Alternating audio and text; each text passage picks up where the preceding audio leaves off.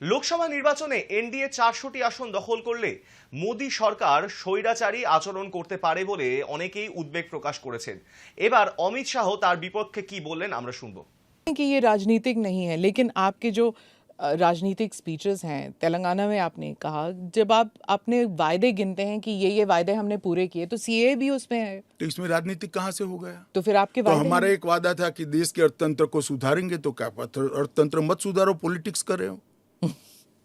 फिर राजनीतिक कहाँ से हो गया? हम मानते हैं सीए देश के हित में है, इनका अधिकार है, इसलिए हमने दिया है। पॉलिटिक्स कहाँ से? वो भी कहना देना चाहिए।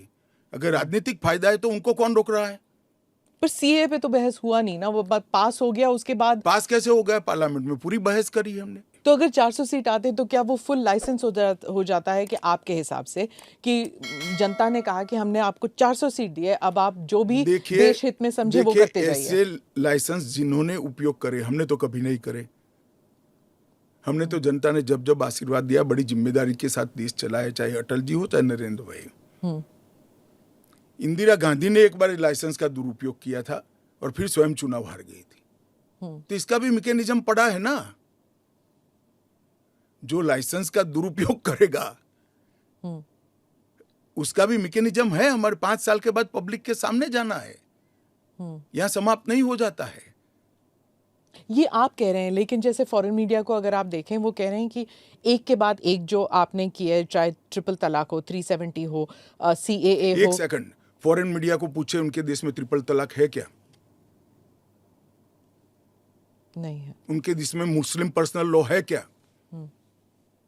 उनके देश में एक भी स्टेट में 370 जैसा प्रोविजन है क्या? पर हमारे में हिंदू लॉ भी तो है, सक्सेशन लॉ है। इसका नाम हिंदू लॉ है, वो देश का नागरिक कानून ही है। फिर मैं उसी सवाल पे आती हूँ, चाहे सीए हो, यूसीसी हो, या यूसीसी नहीं, सीए हो, या फिर 370 हो, ट्रिपल तलाक हो, ये सब आपकी मेजॉरिटी की वजह से ये सब स्मूथली हो गया। अगर आप 400 लेकर आते हैं तो फिर तो कुछ और ही हो सकता है, इन द सेंस कि प्रीएम्बल तक आप बदल सकते हैं, सोशलिज्म हटा देंगे, सेक्युलरिज्म हटा देंगे। संविधान की रचना करते वक्त ये सारी चीजें बहुत सोच समझकर बनाई गई हैं। तो मुझे बताइए कि जब जवाहरलाल नेहरू जी की पूर्ण बहुमत होती थी, इंदिरा जी की होती थी, राजीव गांधी को 400 सीट मिल गई, तो उस वक्त सब उचित था?